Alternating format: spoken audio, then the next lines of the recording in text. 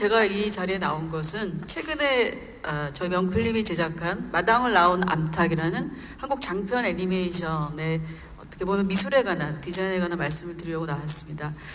저는 영화사를 만들고 지금 30편의 영화를 만들었어요. 근데 그 중에서 이번에 애니메이션은 처음입니다. 저 역시 영화를 만드는 제작자지만 오늘 또 운명을 달리한 스티브 잡스의 픽사가 만든 뭐 여러 가지 영화들, 또 일본의 지브리 스튜디오 영화들, 이런 것들을 보면서 한국에도 굉장히 그 성장하고 성숙하고 그리고 또 성공하는 그런 장편 애니메이션이 없다라는 것. 그래서 한국 애니메이션은 실사 영화와 달리 유독 어떤 실패와 좌절을 거듭해온 그런 매체가 아닌가라는 아쉬움이 있었습니다. 그래서 영화 제작자로서 또 애니메이션을 사랑하는 관객의 한 사람으로서 애니메이션을 제작하겠다는 어떤 열망을 가지고 이 제작에 도전을 하게 됐는데요. 실제적으로 제작 기간이 한 6년 정도 걸렸습니다. 실사 영화가 1, 2년 정도의 제작 기간을 거친다면 애니메이션의 특성상 굉장히 많은 시간, 그리고 한 150명의 인력이 투입이 됐고요. 그리고 꽤 많은 제작비가 들어갔습니다. 그래서 저 역시 여러 편의 영화를 제작을 했지만 또 애니메이션에 대한 도전은 처음이었는데 거기서는 어떤 시행착오 이런 것들도 많이 겪게 되었고요. 하지만 또 그 마당을 낳은 암탉이 뭐 여러분 아시겠지만 한국 애니메이션 사상 가장 많은 관객을 동원했고, 그리고 흥행적으로도 성공했고, 또 작품적인 성취와 평가를 많이 받아서 저는 이 첫 도전이 굉장히 그 의미 있고 저 스스로도 보람되다고 생각을 합니다. 예, 저는 이제 오늘 마당을 나온 암탉이라는 장편 애니메이션의 미술에 관련한 또 영화 제작에 전반한 얘기의 어떤 중개자로서, 프로듀서 역할로서 여러분들께 말씀드리겠습니다.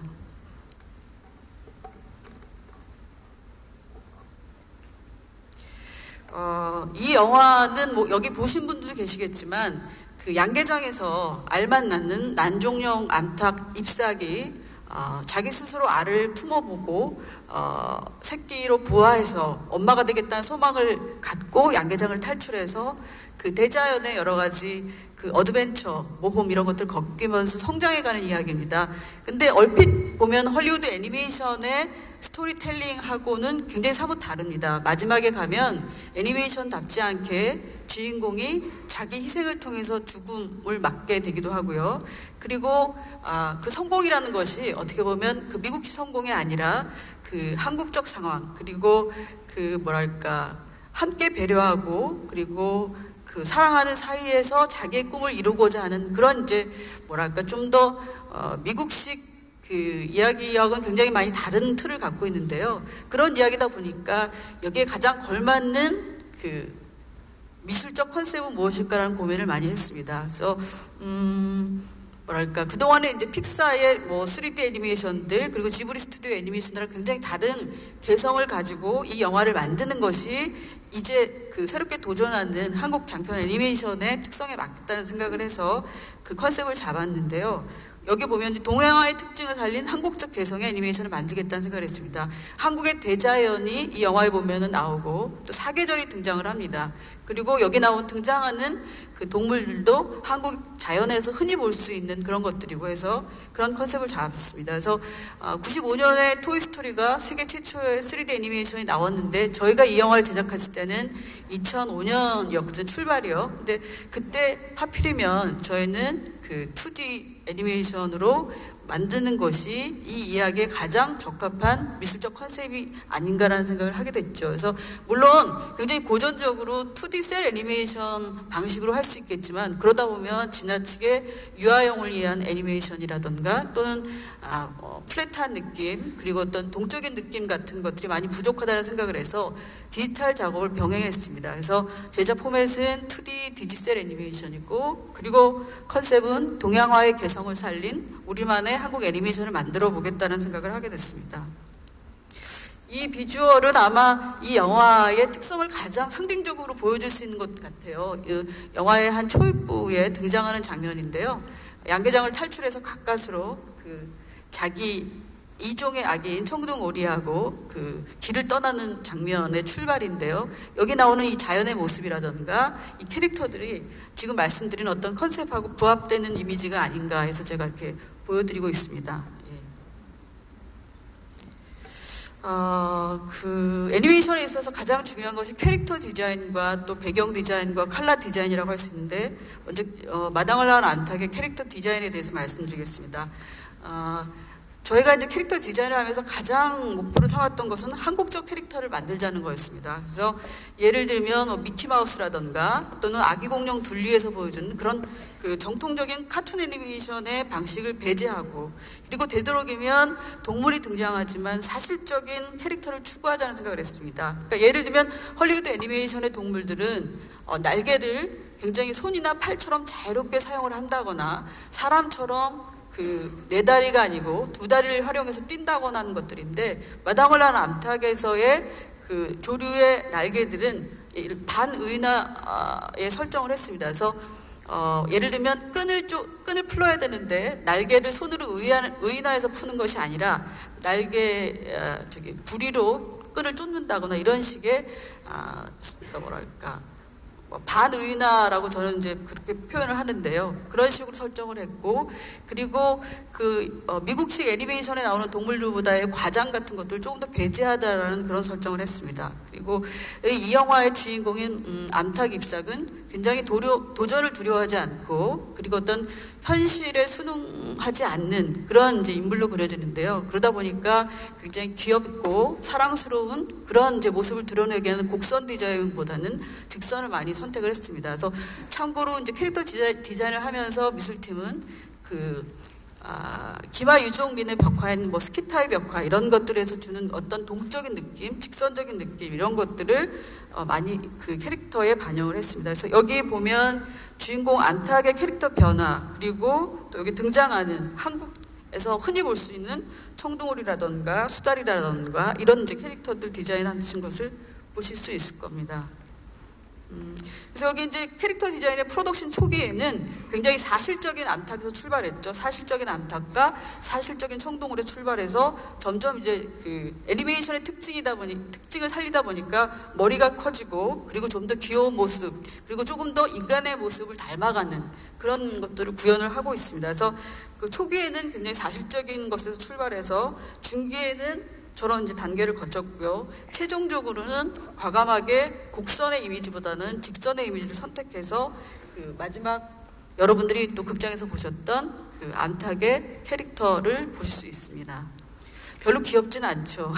근데 만들다 보니까 암탉이라는 인물이 애니메이션에서 구현하기는 참 어려운 동물 캐릭터들이더라고요. 그러니까 조류들이 머리가 작고, 그리고 그 어떤 포유류보다는 굉장히 낯설고 그 인간하고 친밀도가 떨어지기 때문에서 오는 그런 이제 애니메이션 구현하는데 어려움이 있었는데, 그런 것들을 보완하면서 캐릭터 디자인을 만들어 나갔습니다. 그리고 이제 마당을 낳은 암탉의 컬러 디자인은 그 미국 애니메이션 또 2D 애니메이션에서 굉장히 그 명쾌하게 보여주는 것보다는 풍부한 색감을 구사해서 영화에서 말하고자 하는, 이야기가 말하고자 하는 정서적인 표현을 극대화하자라는 데 목표를 놓습니다. 그래서 예를 들면 그 어떤 동양의 빛 이런 것들 라이팅 효과를 굉장히 많이 썼고요. 그리고 그 블러링 효과라고 해서 약간의 번짐 효과, 그라데이션 효과를 줘서 플랫하게 표현되는 것이 아니라 약간의 입체성, 그리고 배경과 지나치게 도드라지지 않으면서 부드럽게 넘어가는 그런 효과들을 줬고요. 그리고 또 어떤 라인을 약간 태우는 효과를 발휘해서 이런 식으로 좀 명쾌하고 단순한 그런 컬러 디자인보다는 좀 더 풍부하고 정서적인 느낌을 주고 배경과 어우러지는 그런 컬러 디자인으로 설정을 했습니다. 여기 보시면 밝아서 제대로 보이지 않으실 텐데요. 아마 그 미국 애니메이션에서 보던 그런 인물들의 그 컬러와 배경, 그러니까 캐릭터의 컬러와 배경의 컬러가 굉장히 많이 다를 겁니다. 네.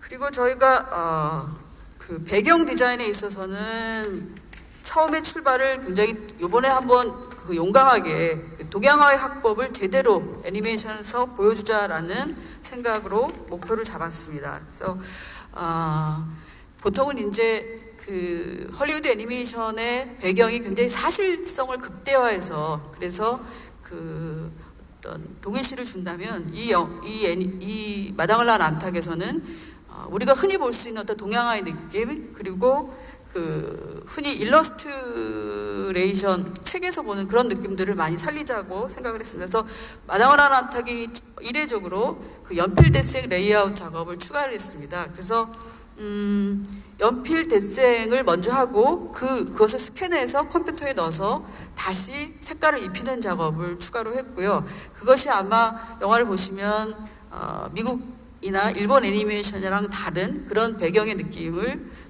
얻으실 수 있습니다.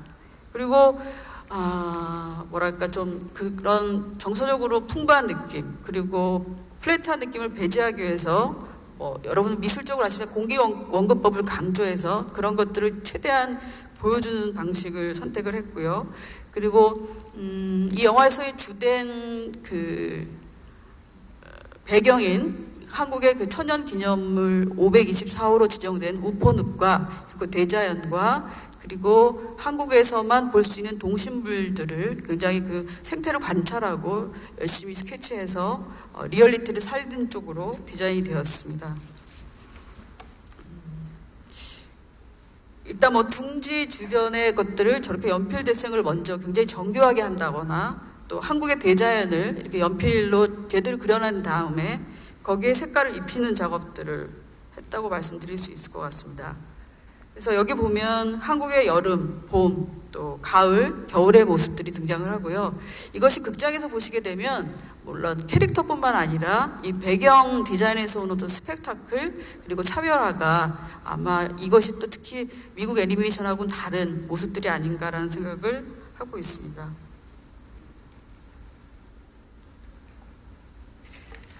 그리고 이제 부속적으로는 2D 디지털 애니메이션, 그리고 지금 짧게 말씀드린 컬러 디자인, 캐릭터 디자인, 배경 디자인 설정 다음에는 조금 더 버라이어티한 기법들을 영화 속에 삽입을 해서 영화를 보는 재미, 또는 어떤 영화 미술의 새로운 점들을 보여주려고 노력을 했습니다. 이를테면 여기 종이를 오려서 컷아웃 형식으로 하는 방식을 디지털과 섞어서 디지털 컷아웃 기법을 쓴다거나, 또는 그 하모니 기법을 써서 조금 더 보는 사람들의 주의를 환기시킨다거나, 또는 특정 부분에 필름 부분에 구멍을 뚫어서 그 빛을 추가한 다음에 굉장히 그 시각적으로 강조를 한다거나, 이런 식의 것을 시퀀스별로 좀 참고를 했습니다. 그래서 예를 들면 영화 속에 나그네인 그 청둥오리의 과거를 보여주는 데 있어서는 맨 위에 보시는 것처럼 디지털 컷아웃 기법을 사용을 했고요. 그리고 마지막에 또 초록이가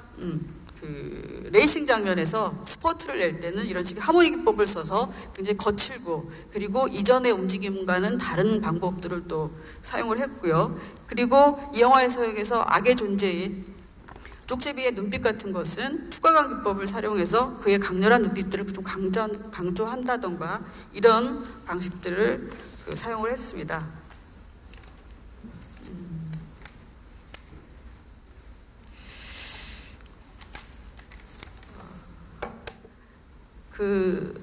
결국 영화 미술이라는 것은 스토리를 전달하는 데 있어서 굉장히 중요한 수단이라는 생각을 하고요. 그런 면에서 마당을 나눈 암탉은 돌이켜보건대 이 영화가 하고자 하는 어떤 주제, 그리고 그것을 구현하는 데 있어서 적절한 방법, 적절한 디자인을 선택하지 않았나라는 생각을 하고 있습니다.